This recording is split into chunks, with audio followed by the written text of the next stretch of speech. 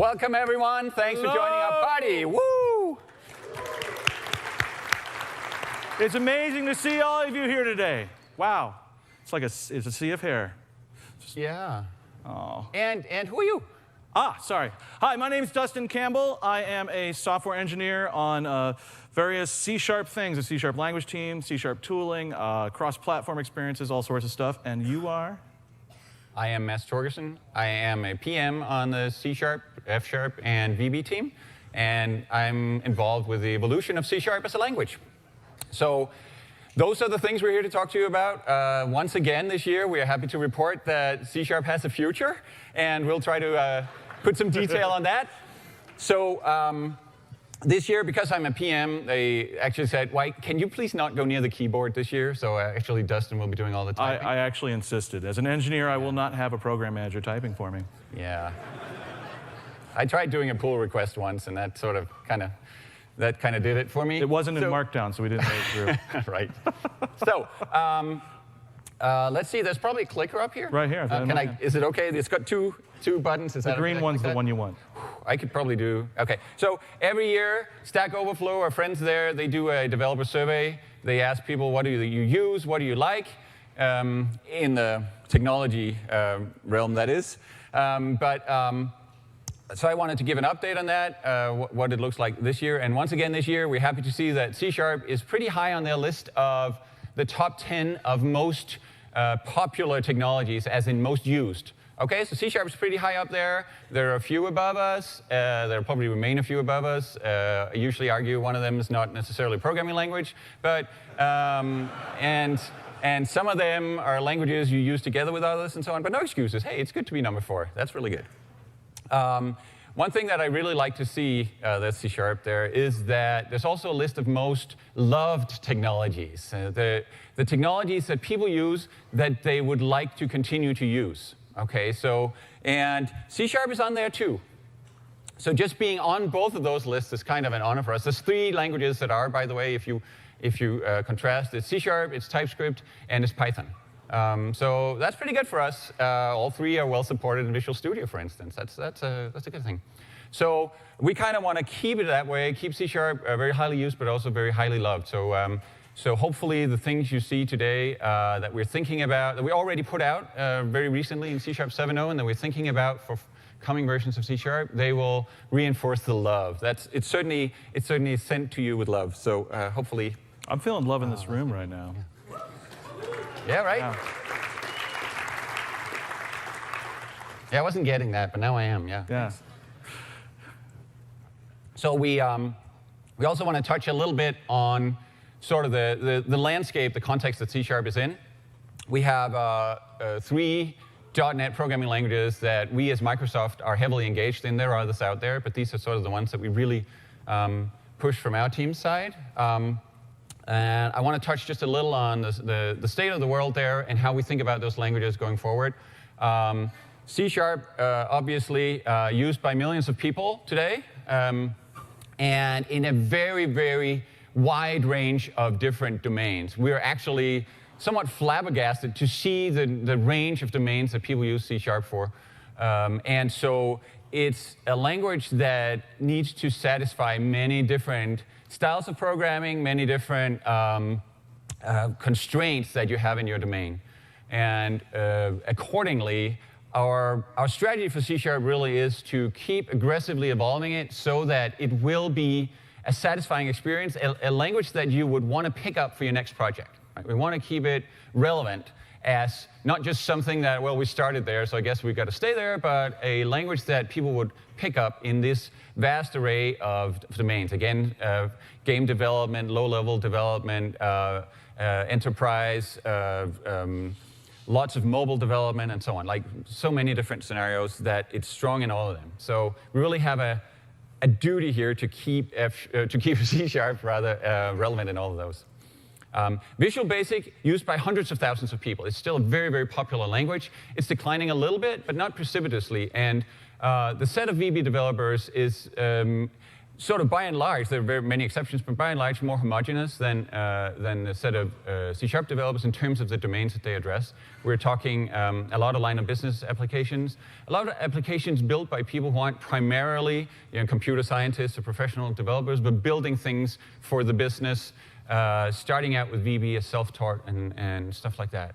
And so for VB, it's important for us not just to throw everything in the kitchen sink in there, but to focus on the features that A, are relevant for those domains, B, are necessary in order for VB to be a fully first-class language when the framework evolves, for instance, like the language features such as tuples that need to interrupt with the framework. And also a language that is approachable for a lot of people. It's many people's first language. And for many people, it's the only language they ever pick up. Like the share of people who come to .NET as their first development experience that use VB is much higher than the VB share in general. So it's important for us to keep in mind. And finally, F# is really a juggernaut and is growing very, very healthily in terms of usage. And it's actually being used, again, in a lot of different scenarios. It is a real it's a real general purpose language, but it's seeing extra strong usage in more analytical workloads, data science, that kind of thing. Have a bit of a math tint to it, and where you have architectures that are sort of very pipeliney. And if I might add, I mean, the community around F# is extraordinarily vibrant, like per capita. It's amazing how many people just are giving back to the community there. So F# is really driven by the community to an extent that the other two languages can only dream of, and has really actually helped us think about when we went open source and doing community and so on. F# was totally like a trailblazer there. And they still are lots and lots of the very cool features you get in the F# tooling and the language itself and so on. They're actually contributed by the community.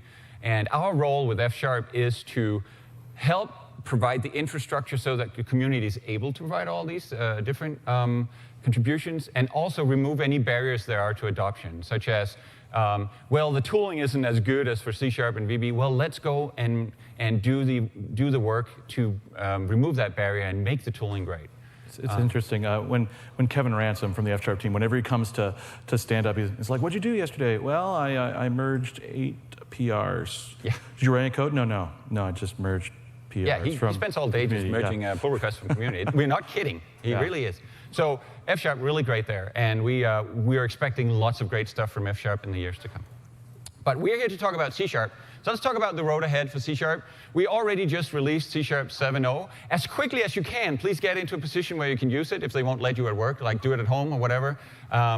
It's just so much better. Like it's a whole 1.0 better than C# 6 at least. So yeah, it's that's one what better. you really want to do. And it came out so recently. We're actually gonna recap some of the features in C# 7 here as we do a demo, along with the nice editor work that's there. We're going into the business of point releases. So we've said C# 3.0, 4.0, 5.0, 6.0, all the way up. And we did that for a reason. That's because we anticipated that when we will get to 7, we would start having point releases. So we'll actually start releasing smaller upgrades to C#. And the first one is actually, we're starting in the preview that was released here at Build. It doesn't actually, it only has one language feature in it. I think, in the preview. But I only think of this as the second point release, because there was C# 1.2. Oh, that most people forget. Forgets. Yeah, the one everybody forgets. Yeah. Yeah, that's probably how we got into it. So we think that there will be times where we have some value we don't want to sit on for whatever the period until the next major release.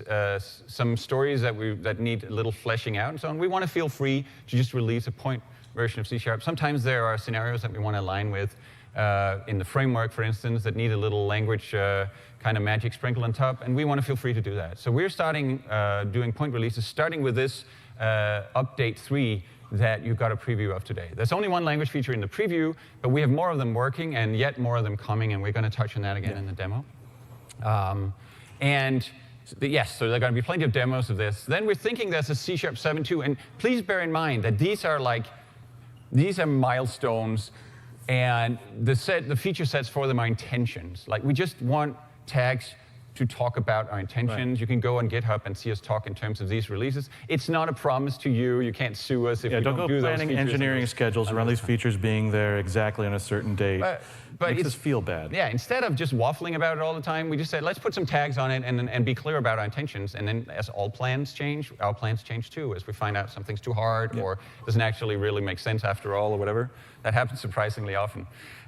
So C# 7.2 is where we want to focus more, in particular in the framework and some in the runtime, on we sort of want to push unsafe code out of C# in a way, or more to the corner, having more low-level code that's safe and efficient, more interop with native memory and other things like that. So 7.2 is a language release that has some features that helps with that. It's not for most people, but if you're like a Unity developer, which a lot of people are, that's going to really help you. You're trying not to trigger garbage collections. Well, there's some stuff that's going to be cool.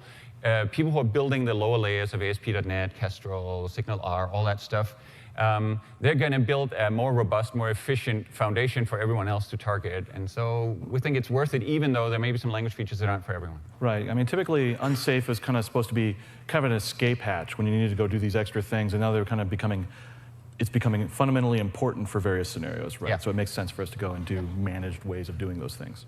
Yeah, so we're not going to show any of this today. I'm just telling you that's the plan, that it's coming, and you can go to the GitHub site and see what's rumbling there. C# 7.3 may or may not happen at all. In my head right now, that's where we sort of take the next steps of the pattern matching that we're going to talk about in a bit that we put into C# 7.0. And then at some point, there's going to be a major release. We call it C# 8. It's just a little joke we have. And that's where sort of the major language features, the next major language features are going to go in. And we will show you some of those as well, because we have demos of some of that. Promise they won't crash. Yeah, they won't crash at all. So why don't we flip over to your laptop? Yeah, absolutely. Justin, and start looking at some of this stuff. Yes. Put this away. All right. Hope everybody can see that. So I'm going to type. You go ahead. What would you like me to show? OK, so let's start out simple. Let's get ourselves an array of numbers. OK. Let's say they're the powers of 2. All right. Which undoubtedly you all know by heart. But up for a little ways, yeah. Up to quite probably an embarrassing level. But just to make a point here, it would be easier if we could sort of see, this is binary, right? This is related to binary. If we could sort of see the bit patterns there. So there's refactoring now. Yeah. Actually, I think in the preview, right? Yeah, I believe so. So this was actually contributed by a community member. He really wanted a way to easily convert between bases. And so, yeah, these are decimal numbers. Let's go ahead and we can convert them pretty easily to binary. Yeah, because binary literals are now in C#. Isn't that cool? Isn't that cute? Yeah, that's super cute, which is why we added it. Yeah. Okay, of course, yeah. It's why we build features, because they're cute. Hey, if you're learning programming, or you actually have bit patterns you want to write, well, some of us know hex by heart, of course. But it's actually nicer to. I'm getting old, and I am a PM, so I like looking at the bit patterns directly. Of course, they tend to get kind of long. Sure. And so the other thing you can do with these literals is that, and again, there's a refactoring here. Let's stick in some well-placed digit separators. Separate nibbles. Separate nibbles. Delightful. Yes, please. That's delightful. And if you have an enormous hex number, it'll say separate words. Yeah. We don't have any big enough. That's why we did it, because nibbles is cute. Yeah. Cool. So, but enough with this little stuff. Let's call a method to tally these numbers, which means in today's talk, that means let's count them and let's also add them. Yeah, I'm going to go ahead and use the refactoring to go ahead and bring that. Yeah, so you can have it generated there. And so the question is, what should we return, the count or the? Yeah, I want to change this to values. Hold on. There we go. That's better than. OK, great. Yeah. Yep. Should we return the count or should we return the sum? Right. That's always the question you're faced when you have multiple results. How should you do this? Well, now why don't we just return both? OK. So we can return. Yeah, it's an int and an int. Like that. That's a tuple type. How many of you here dislike tuples? Dislike? Oh, the hands are well, not awake. They just like the error there. Yeah. So for those of you that haven't done it yet, in the options, there is a very important option here. Under C#, yeah, I know it's crazy in here. You could search for it, but I just want to show you where it is if you want to actually direct yourself there. At the very top here, there are a couple of important options that are unchecked by default. These are suggesting usings for types in reference assemblies, suggest usings for types in NuGet packages. And that's especially important when you get started using tuples, especially if you're in an existing project, or you create a new .NET Framework project, because this hasn't actually shipped in the .NET Framework yet. Windows has not updated with the .NET Framework with this quite there in essence. So what you can do here is once you've got that on and it downloads in the background, says, OK, I've now indexed a large portion of NuGet packages that are available, the most popular ones. And then I can press Control Dot here, and I can install system.value tuple. So that I've got the underlying type just fine. Yeah, so the gist here is tuples are built on some underlying type. It's not in the existing frameworks. Will be in future frameworks. In the meantime, just get a NuGet package for those underlying types. Yeah. All right, so that's pretty cool. We don't want to throw here. Right? We don't want to throw. Let's actually at least do a dummy implementation. You can get the default value there. That's exciting. That's kind of a little unfortunate. It is. I especially hate double parens for tuple. Yeah, the double types. parens there. Sometimes writing default of something, it's like, hey, that's annoying. I just said it over here on the other side of this assignment. Do I have to say that type again? In C# 7.1, you actually don't. So maybe you can just delete the type there, and you can just have target type default expressions. You know? So this is a brand new feature as part of C# 7.1. Actually, someone there had that problem. It's like, okay. It's okay to express your intent. But this is an error, actually. So one of the things I've liked about our demos recently is that we haven't had squiggles when we use new language features. This one has a new language, as a new language feature, does have an error. The reason is because this is a C# 7.1 feature, but you guys, I mean, you might be working on mixed teams. You might have projects that are C# 7, and you don't want C# 7.1 features to sneak in there yet because you're still, maybe somebody's using Visual Studio 2017, somebody's using Visual Studio 2015, that sort of situation. So, C# 7.1 is not activated immediately, but by doing this, we were able to recognize that, in fact, you tried to use a C# 7.1 feature, and I get, yet again, another light bulb. And that light bulb tells me that that feature is not available, but it offers me fixes to upgrade the project, to set the lang version property on this project. So I'll go ahead and do that right here. If you grab preview bits today, that actually doesn't work in .NET Core projects yet. It will by the time we push this out to RTM. This is part of the Visual Studio 2017 Update 3 that's out there right now in preview form. Yeah, so the thing with point releases is we introduce a separation between major and minor releases, and you can set your preferences to the latest major or the latest minor, depending on how much on the edge you want to be. And by default, Visual Studio will come with it's set to latest major. Yeah. OK. Actually, let's do this. So, let's actually make this a tuple here. Yeah, so actually you have tuple types. You also have tuple literals. So you can write, again, just some expressions, comma separated, parentheses, kind of straightforward there. So we're getting 2 zeros out. Let's consume it. Yeah. Yep, let's come up here and let's go ahead and, I don't know why I insisted. What are you whining about? Why did I insist? Yeah. OK, well, let's use an interpolated string. That's a thing we do now a lot. Everybody's doing this. This is the thing the kids are doing. There. Yeah, so you see, can you bring up the completion again? Oh, sure. Yeah, so what you see is a tuple has, this tuple of 2 has very informative names inside, item 1 and item 2. OK, so that's great. It means I can get at the first int and the second int. But who can remember? Sometimes I said sum first, sometimes I said count first. Who can remember which is the sum and which is the count? That's hard to remember. You know, I'm pretty sure that when people raise their hands about disliking tuples, they meant the old system.tuple type where you have item 1 and item 2, right? Those are kind of a drag. So, so these tuples, it would actually be nice if you could have some names to indicate what you're doing. So let's do that. Sure. So we put names on there, and we can actually, so tuple elements can actually have names. Actually, if you go and, can you extract a variable for that, that tuple body there? Absolutely. Absolutely. So we got an expression body right now. This is an expression body because I'm just going to give it a little interjection. Oh, sure. Because as part of Visual Studio 2017, we're introducing more of a notion of being able to define your own code style in the product, how you want, where you want squiggles to appear for your style, but also being able to say these are the ways I want code to generate. And I've actually come in here and said that I want to use expression bodies for methods when possible. And so when I pressed the control dot and I brought up the light bulb and generated that, it generated me an expression body. Right now I don't really want that, but I'm going to go ahead, I can fix that. There's a couple of ways. There's one that refactoring, I could just come here and press control dot and say I want to use a block. Or I could come here and I could just introduce a local, which will necessarily have to put a body around it. Yeah, that's cool. Yeah. So now we can, so one thing you notice is a tuple literal without any names converts just fine to a tuple type with a name. But we can also put names directly in the tuple literal. Yep. So we can call this, let's call them something else, S and C, for instance, C, just to make a point. And you see, we're actually, so even tuples have names, but they're not sort of strict about it. You can assign, you can convert freely between tuples with the same or compatible types inside, even if the names are different. They're just really a guardrail. And what you can use them for, oh yeah, let's actually... Yeah, there's all sorts of ways you can use them. One of the things that actually totally irritates me is when I want to use the same name as the thing that I've been passing around, so I've got to name it and then say it again, or like R and R. But maybe, okay, yes, there I want to give a good name, but when I've got the same name right there, it seems really silly. It's gross. I feel like it's offensive. Oh, okay, come on. Okay, sorry. I feel that I feel ashamed. Okay. And so...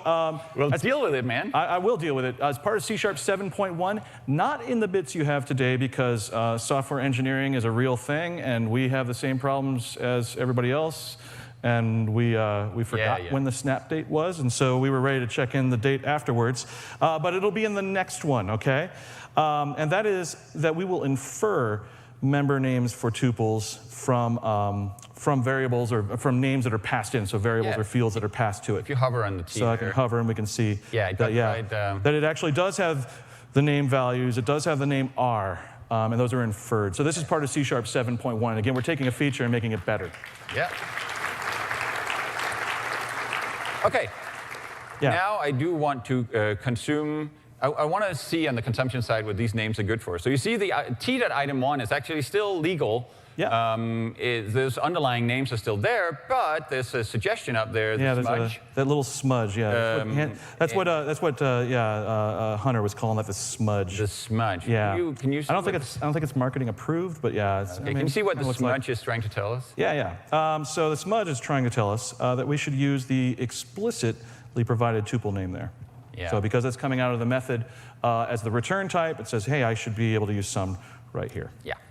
And actually, if you pull the completion up again, you can see that we hide the bad names, even though you can use them, and we just show the good ones. They've been naughty names. So tuples have a very they have this ability to communicate the purpose of the returned values the same way that you communicate the purpose of parameters when you pass them in. Like there's kind of a symmetry there. You'll notice in all the syntax we chose for tuples, they're kind of similar to parameters, just going the other way. Yeah, we had this whole long debate, and we went back and forth, and people went back and forth about, like, should they be uppercase and Pascal case like properties or fields because that's what they are, or should they be lowercase because they come back? I've totally settled on lowercase myself. Yeah.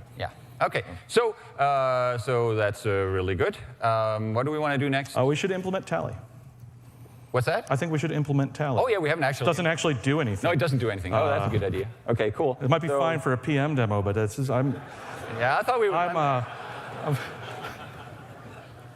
Yeah, I tipped my hand there. So can you for each of those values then, I guess? Let's go ahead and fill this out. Let's do some real work then. All right.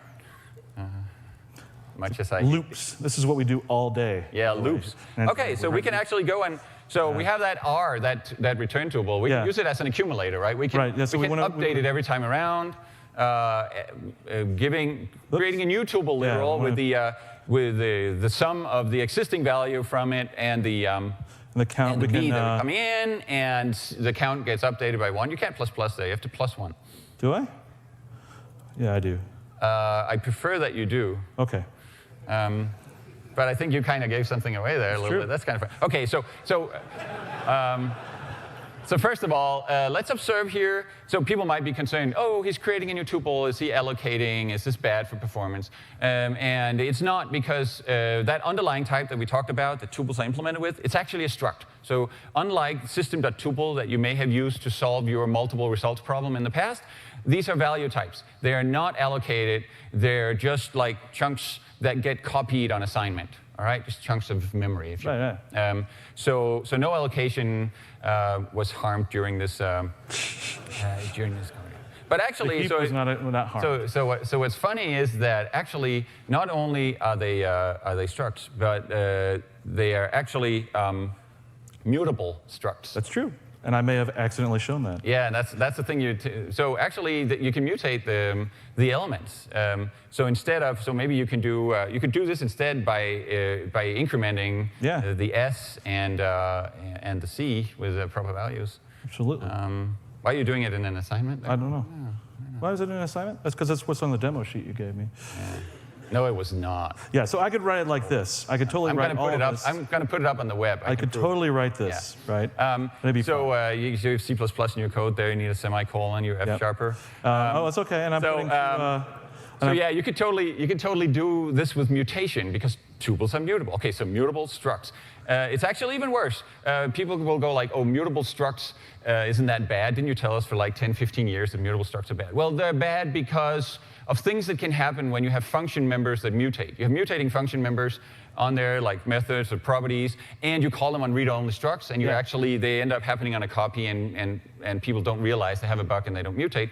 But we do not have any mutating functions because the elements are not properties because they are fields. So tuples are actually structs with mutable public fields. Exactly what we told you never to do. Yeah, and that was totally cool for us, but don't do it yourself. Yeah, what were we on that day? What were we? I don't know. Whatever we had, as in high demand. But what we had actually was insight. It's like, hey, we're not trying to build some thick abstraction here. Tuples aren't important. It's not the tuples that are important. It's the values inside.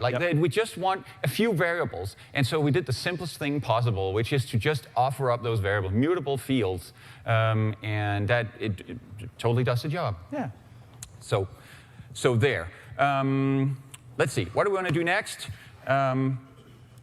Do we want to? Actually, one thing that's interesting also about tuples is that it kind of helps an existing problem with async in C#5 that you can't use you can't declare them without variables. So now that I can return multiple values, I want to say in general, as he's typing, tuples compose really well with other types. They're just types. They actually have the right value equality that you can use them as keys in a dictionary. For instance, if you want a key on two things in your dictionary, just use a tuple type as a key. And that's all pretty slick. But also, just compose them with tasks in a straightforward way, and that's how you get multiple results back from an async method, right? Yeah. Where you can't, for instance, use out parameters if that was how you did it before. They're not allowed in async. I got rid of most of the errors. So you were. So you made it async. You changed the name with async, like you're supposed to, but not enough people do. I'm an engineer. It's automatic. Yeah, good. But also, so now we're just awaiting and getting the tuple back out. But of course, we're in the main method, which is not async. However, C#7 again, not in your bits today, but coming soon.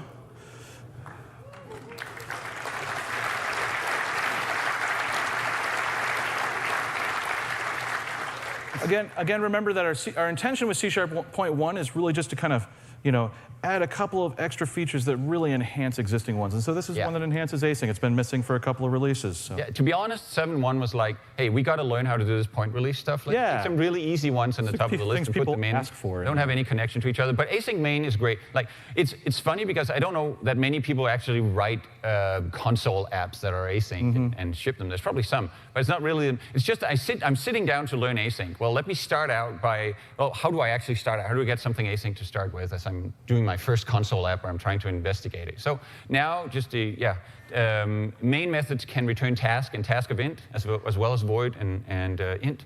And when they do, you're allowed to make them async. And there you go. You can await from the beginning. The runner knows how to not kill the program until you've awaited the task that gets returned from the main method. Feels like you want to type. I'm watching it. Yeah, I'm doing. I don't know what to do with my hands. Yeah, maybe it's a bit of a developer in me after all. Okay.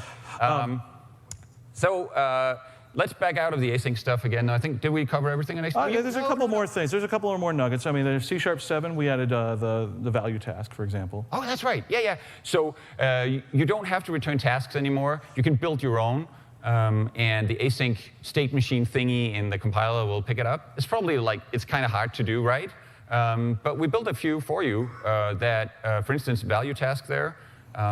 So that you can do this so that you can write asynchronous code without having to allocate. Yes, value task is really like a wrapping value type for the reference type that tasks are. So if you have the kind of async that where the result is often already available when you await it, then the value task will know never to allocate a task. So it's good for memory-intensive, asynchronous stuff over buffers and stuff like that. And so one of the big things we did there is really in C#7 generalizing the notion of something that's task-like, right? So that you can go write your own task library if you're, I guess, John Skeet. I don't know who else would. Yeah, John Skeet would and Stephen Tobe. Stephen Tobe would. Who actually wrote this. Yeah, he wrote TPL. So. But it's good for the rest of the world that they are there. So now, something I'd like to show here is often in asynchrony, you want to do this, you want to pass this cancellation token around, when I do that, I'm typing in cancellation token. Let's see, cancellation token. At this point, I've given up because it's not actually in the system threading tasks namespace. There's a different namespace. But by now, I've typed enough that our kind of our fuzzy matching for add using that came in this release has already figured out that, oh yeah, you probably want the system threading namespace, and we'll correct the identifier for you. But then also in the preview bits for update 3, if I press space here, it suggests for me a parameter name, which is exactly what I want too, because I hate typing that as well. Yeah, it just looks at the type and comes up with some good names there. Yeah, you always want these to be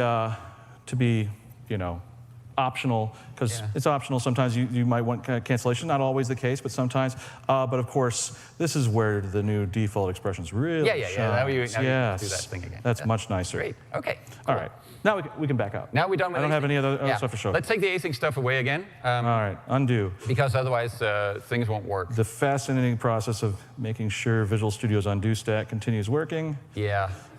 Excellent. And then as you're demoing, not going too far. Yeah, and they're not going too far. Well, I was watching carefully. Yeah. So let's come back to those tuples and in particular the consumption experience again up there in the main method. Okay, and tally, you mean? Right here? This is where we consume, right? Yeah, actually there. Yeah, so I said you don't actually really care about the tuples. They're just sort of a carrier for the multiple results that you're getting. So it would be nice if you never had to sort of talk about the tuple or talk to it by dotting into it or whatever. Just make it fade into the background. And you can do that with deconstruction, which is another new feature in C#. So there you can say int s, int c, for instance, declaring 2 new local variables and doing it in sort of a tuple syntax on the, the left-hand side of the assignment there. Saying I want to take that result that comes back, whatever it is, immediately deconstruct it and put the elements of it into these 2 new variables, so that down in sum now I can use S for the one there. It seems kind of silly that I named C. It's silly that C has a name, yeah, because you're not using it. No, I'm not using it. Yeah, you could just discard that. Okay. Discard that. So yeah, you can use the underscore now to. If you're doing a deconstruction, you don't care about the thing, just discard it with That's just in C#7, guys. That's on the box already. Yeah, you can do this. Go nuts. Go do this today. Yeah. And actually, we know what's getting assigned to us. We can totally infer the type of that S that's left there. We can put var in there. Put var in here. And when you're there where you have like all vars or discards, like 7 of them. No, you're never going to return a 7 tuple, but you can just factor the var out. You mean var it all. All right, so you can do that. Var everything, all right? And so just put names and discards in there. So that's kind of neat. That's a very concise expression of what exactly you want to keep from what comes back from the tally method. Yeah. Okay, yeah, kind of cool. Deconstruction works not only on tuples, but it actually can work on your own types. There's a pattern you have to follow. It's a deconstruct method that you have to add as an instance method or an extension method or whatever you want. Extension method, so I can put it in his types. Then your types can be deconstructed like this as well. Okay, so it's an open feature. It's not just for tuples. Very similar pattern base that we've done before, like with get-awaiter methods, with the link methods, all of that. Yeah. Yeah, and as we saw with the value task before, like instead of types being hard-coded into the language, there's a pattern that people can follow and hook into the new language features. Yeah. But we're not going to tell you exactly what it is here. Instead, let's go and go crazy with some pattern matching, right? Yeah, actually. Oh, yeah, local functions. Yeah. There's one thing we want to do first, right? Which is, local functions. It came early, so it's easy to forget, right? Yeah. So So we want to actually, before we go extend the behavior here, we want to factor out an important piece of the logic inside of this method so that we can reuse it in multiple places. So we write a little method that takes that abstracts over the adding more to the sum and the count that we have in scope here, and we're doing that with a local function. So we're just writing a method declaration in the middle of the method, and then calling it. I can move it anywhere. Right? And yeah, it doesn't even have to be declared before it's called. So it's just a local. We call them local functions, and they, as you can see, it has, just like a lambda, it has the local, enclosing local variables in scope. So this one, for instance, is mutating the R that's outside of it. So that's really nice. For helper functions is really nice. You really don't want to expose them even to your other members as a private sometimes. And also that's annoying. Sometimes you have to pass all these parameters that is part of the local state. If you want to mutate it, that's hard and so on. This is just like put it right where you want it in scope of the things you want to edit. So we got a local function there, capturing the essence of adding. So I've got an idea. You want to talk about pattern matching. So we're going to turn this into. Man. I'm so stoked about let's it. make this something that's got all sorts of stuff. So make it like an object array. That's crazy. It's silly, I know. Yeah. So let's say that instead of just an array of numbers, we have like a nested array of various things that might be numbers, and we still want to tally them. So yeah, we have to update our tally method to take them, but now we have this problem, of course, that the v that we're getting to is now no longer an int, it's an object. So in old C#, what you do this, right? Yeah, you'd maybe like, first check if it's an int. Go ahead in there, check if it's an int, cast it to int. Cast it to int. Bring it in here then like this. Add it, But fortunately, there's a smudge. Oh, there's a smudge? Yeah, this is just kind of generally what we're trying to do, right? We want to make sure that as we've got this great Roslyn infrastructure in there, we can build code fixes and diagnostic analyzers and do all these great new tooling features. As we build the language, we're looking for opportunities to spot ways that you could use new language features. You could write code, in a newer style, maybe briefer, more concise, that sort of thing. And so here it's suggesting to me to use this feature, pattern matching. Yeah, well, do it. Yeah, done. Yeah, woo. Okay, what just happened there is that the local declaration went away, and instead the is expression changed a bit. Instead of saying v is int I, it says, v is int. It now says v is int I. So what it does essentially is, as it's checking that v is an int, when it knows it is, we might as well grab it and give it a name. Like here's the int I, that's the value that was in v that was an int. Yeah. Okay, so that's what it means. Yeah. Mind's blown. So you all have that. You either use is and cast, and you hate doing two casts, or you use as, and you hate checking for null. And, this just packs it all into one. But the int I there is something special, right? Yeah, you can do other things here. I mean, it's a pattern, right? So I could put there are different kinds of patterns. So it's important to note that int I in itself here is a new thing in C#. It's a pattern. We don't have patterns in C# up until now, but here they come. This is a type pattern. Patterns are things that can essentially test a value for a certain property, if you will, and also extract information from it as it's doing so. And they're known from functional languages, like F# has lots of patterns. We have a few. There's a type pattern there. There's constant patterns. You can write null, or an int literal, or string literal, things, constant expressions. You can check if the thing is equal to that, essentially. So constant patterns as well. So we're probably, we got like all these objects.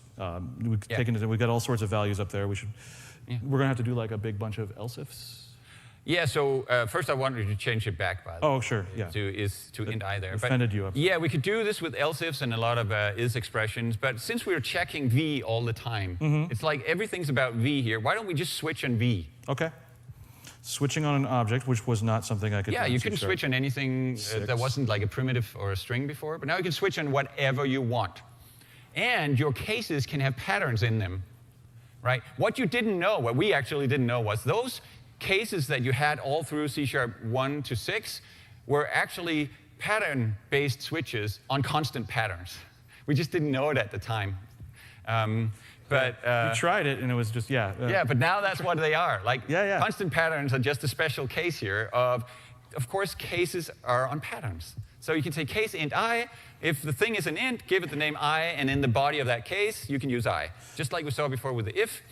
There's a bunch of others up there. We should, yeah. There's like an object array at the end. So we want to deal with the object array. Let's implement we can do that in terms of itself, right? So we can call recursively here, we can call tally with the object array. Yes, yes. You call the method again on that object array.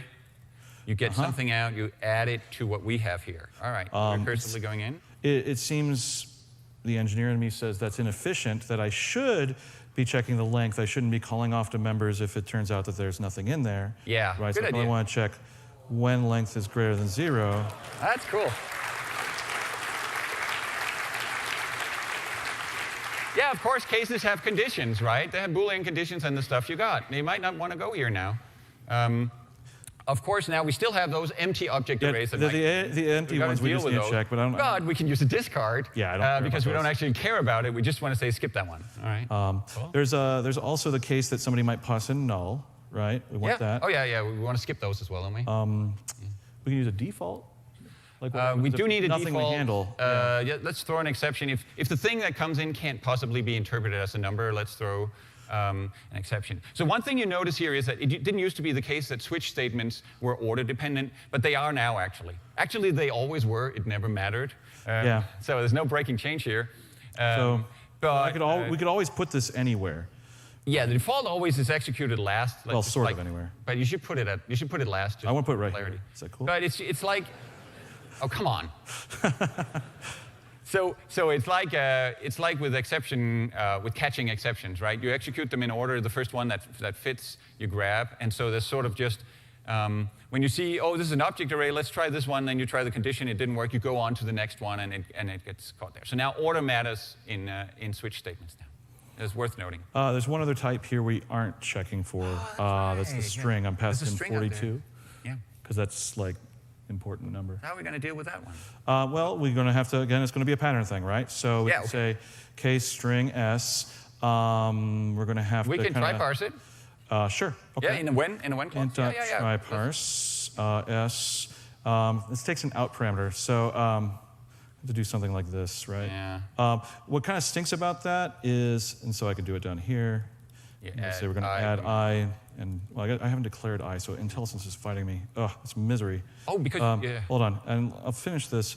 Up here, I'd have to declare it outside the switch. You have to go all the way out there to declare the I. That's really that is annoying, man. Again, it's offensive, right? I keep saying that, but I really feel deeply offended by this one. Yeah. Fortunately, there's a smudge to help. Oh, me. Smudge to the rescue. This is called smudge-based programming. You know, in the smudge-based programming, SPD, SPD. So in the last release where we did C# 6, we had Visual Studio 2015.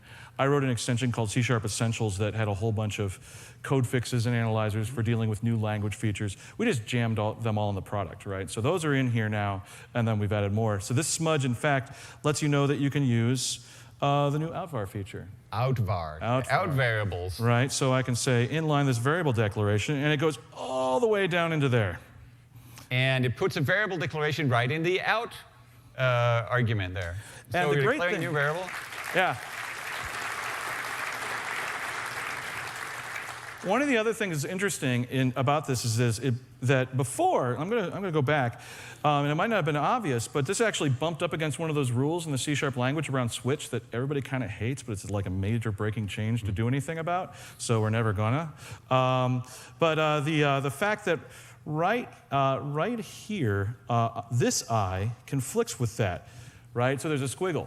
By declaring it in line here in the outvar, that's not a problem anymore. So I can reuse these variables in those cases. Yeah, that's pretty cool. And of course the out parameter there, you could also actually, if you don't care about it, but you just have to pass something, and you know the dummy that you always have to declare and pass in as an out parameter you don't care about, you can use a discard again, of course, there as well. Yeah, discard it's just a pattern, right? Yeah. So there are all these places where variables can now show up in expressions. Yeah. And in those places, you can often now declare the variable in place, like in the is expression, like here in the out position. We call those expression variables, and there you can typically also use a discard. Yeah. Okay. All right. Well, I think we're done with the C# 7, 7.1-y kind of stuff right now. Yeah, you had a few IDE things you wanted. I want to show a couple more IDE things. I've been trying to sporadically, assert myself over Mads, who tends to dominate these talks. You got 5 minutes, man. And it's okay. 5 minutes. All right, fine. I want to be back quickly. in charge. So a couple of things I'd like to point out. We're doing a lot of investment in the IDE, trying to make the C# experience as good as we can make it. Also, just because, look, we all know a lot of us are installing products to kind of augment the C# experience, right? And there's a lot of that we feel kind of embarrassed about. Like there are features there that really should be in the box, and it kind of feels weird that you have to go get in our product. So we're making a lot of those in the box. And so there's a couple of features I want to demonstrate as we get going here. One of them is the lines that are connecting the braces. That's not an add-in. That's not the productivity power tools. It's something that was in the productivity power tools, but we brought it into the product, and it connects those braces so you can line that up visually. Right, that's new in Visual Studio 2017. Something everybody forgets to mention is that you can hover over these things, and it shows you kind of the structure of what those braces kind of, as you would pop out to the blocks outside of that, the structure of what you're looking at. So if you're way off screen, you can look and say, oh yeah, that's that switch, that's F4 each, all the way up. That's pretty cool. Something else we've also done in this release is try and put kind of a new skin on existing features. So like find all references. Back in, I think, 2015, we shipped it, and it had like a big flat list. And then we, at the last second, did a thing so we could at least group things and kind of nest them. But this big flat list of all references was really hard to visually kind of separate and see what you're looking at. So we went grouping, and then this release we went a little nuts, and we made it so that you could that it would actually be colorized and show. It was just a much better presentation. So if you're on a large solution with references all over the projects, you can see where things come from. You'll notice that at the top there's a group by that you can actually change, how you want these to be visualized, how you want them to be grouped. In the update, because we're a little silly, but it's actually an interesting feature, we added it so that you can do final references on literals, right? So on literal values. So right here, I'm on the number 1. If I want to see where the number 1 is used throughout, I can put final references on there. Notice that it finds the binary 1 too, which is kind of cool. Yeah. But yeah, it's just a nice little feature. It's in this new update 3 that's coming. You wanted to clap for that, for finding the number 1. So. Well, it's good. I mean, it's a thing, right? So now we can grep with Shift F12 effectively. I'm going to go and it's good for those like magic constants, right? Yeah, you totally. Want to find them and factor them out or something. Let's see, I've got some other demos I want to show. So I'm gonna switch over. Well, first I want to get rid of this junk here. So let's kill the stuff we've been doing. I'm going to kind of roll back here. One sec. The joy of... Yeah, isn't that fun? This is engineering, Mads. This is what you do this all command line day. interface. That's because you guys just totally rock that. Yeah, it is. It is. So I'm gonna check out a branch I've got for doing IDE demos. Also, when I was looking in here, there was another branch I wanted to use. It was this one right here. Branch. Yeah, I can see why you want to use that. Yeah, I do want to use that. So I'd want to use it too. Well, first, let me come back here. I want to see, because I'm just kind of getting myself first to a clean slate. And let's go ahead and merge that awesome branch in. Okay, awesome branch. I can't wait. Though there's a merge conflict, and that is also what engineering is all about. Yeah. So there's a merge conflict. Now, this is a feature we haven't talked about much, but it's super useful, and it was championed in by one of the developers on the team that really, really loves this feature, and it's fantastic. But the idea here is that it actually required us to do some parser changes to be able to kind of recognize these tokens for these markers that represent merge conflicts, right? And so it gives us squiggles on these. They're actually colored now as comments, and so it's not just like your code's not going completely crazy, and it tries to continue, limping along. But also, we added a code fix to be able to say, do I want to take head? Mm-hmm. Do I want to take awesome branch? Or do I want to take them both? I don't want to take them both. I kind of want to take awesome branch. Yeah, I think you should. Yeah, okay. So that's a brand new feature that's in 2017. It's that's really cool. It's one of those examples of being, right there in the code, doing more things right in the code instead of having to go. Totally. Now, I'm going to go ahead. I want to show a feature, but I have to type a bunch. So I'm typing a super long string right now. Yeah, that's going to go all the way to the right. Yeah, I wish you'd Mad seems uncomfortable. I wish you'd use the bigger font right now, because this is kind of taking a lot of time, Dustin. It's amazing. I've typed as well. Uncomfortable is a mild term for what I am right now. As I am. Hey, we're on stage. Like, I don't know, it's 40 true. people watching us. Yeah, I guess I'm under pressure. Yeah, okay. Okay, so, so that was sufficiently long. Again, just a small little feature, and it's as we have this Roslyn infrastructure, and it's easier for us to either take contributions. If you feel passionate about a feature, go over to the github.com/.net Roslyn and submit a pull request. Or somebody just feels passionate, they just want to go hammer something in overnight. And this is the one. So I just come in here and I press enter, because I don't want to see this like that. I want to just pressing enter, guys. Concatenation. And like, I could be a developer now. Just press enter, right? Give me one more, and then we'll move on to C#8.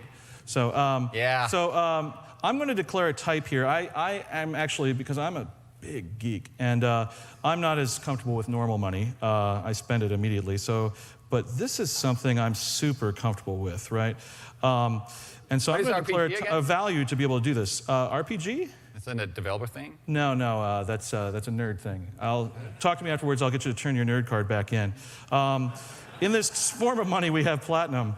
And so I'm going to go ahead. Now, I declared a constructor for this. I'm adding a parameter.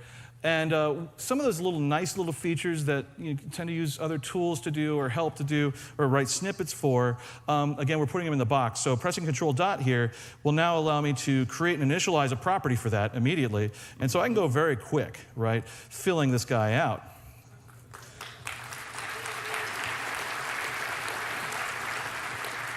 I can even come up here now, and this is a value type, and if anybody's created a proper value type that actually handles equality and all that, it's kind of a pain.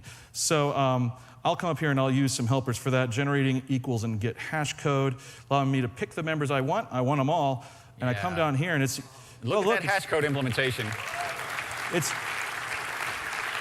What the heck is this number?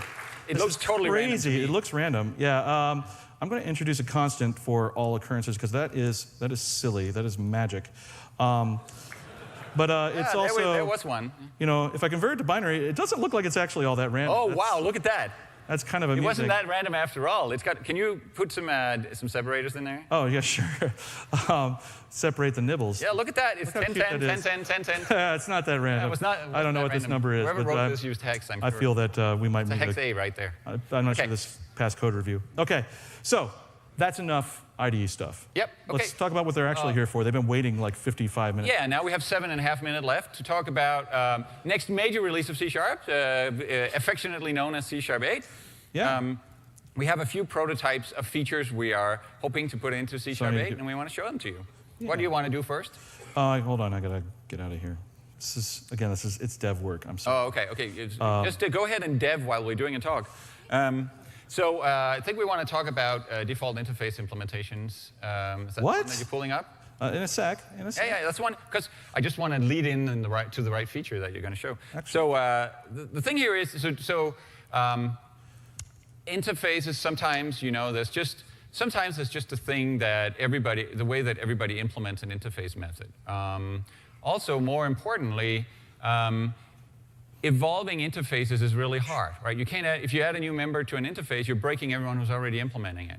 And so essentially, you're stuck with your interfaces forever and not being able to add new stuff. Right. So we've got something like this. Now, this is pretty simple, right? I've got an interface that has a method M1. I implement that on a class. And if I run this, you can see down here that I create a new instance of C1, and then I call M1 through the interface, right? I've cast it. I've ensured that it's implicitly converted to the interface. And that should work pretty well. But, it's such a simple thing.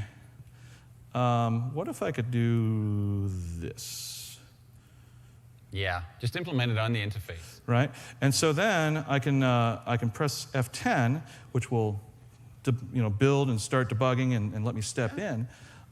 It's going to say that it's still running in C1, but that's because your interface is printing C1 out. Oh yeah, it will. It'll say that. I can fix that actually. So I'm going to step in. And it actually calls in the interface. I'll go ahead and I think I can edit and continue. You're going to edit and continue in this prototype? In a prototype. I am crazy. Yeah, you are. And so, sure enough, that's cool. what it did. Yeah, Okay. that works. Yeah. I'm So- stunned. They're not all that impressed. The idea is, so No, I think the big value prop here is, so there are a couple of value props. The general value proposition here is that you can now add new members to interfaces as long as you give them a default implementation, because then all the existing implementers, they can just use that default implementation. They don't break. Right. Okay? Well, as long as that does something sensible for everyone. here's a good example, right? So I've got a logging interface here, right? This is the sort of thing where you're like, okay, this is an interface that if I wanted to add a member to this, and I wanted some of them, I wanted to be able to implement that member, that would be a breaking change to all the potential loggers out there, right? And so I've got a console logger, I got a telemetry logger, but what if I wanted to add one that took an exception, right? Well, I could do that. I could add it here. This would be a breaking change for everybody right now. They would all have to go implement that.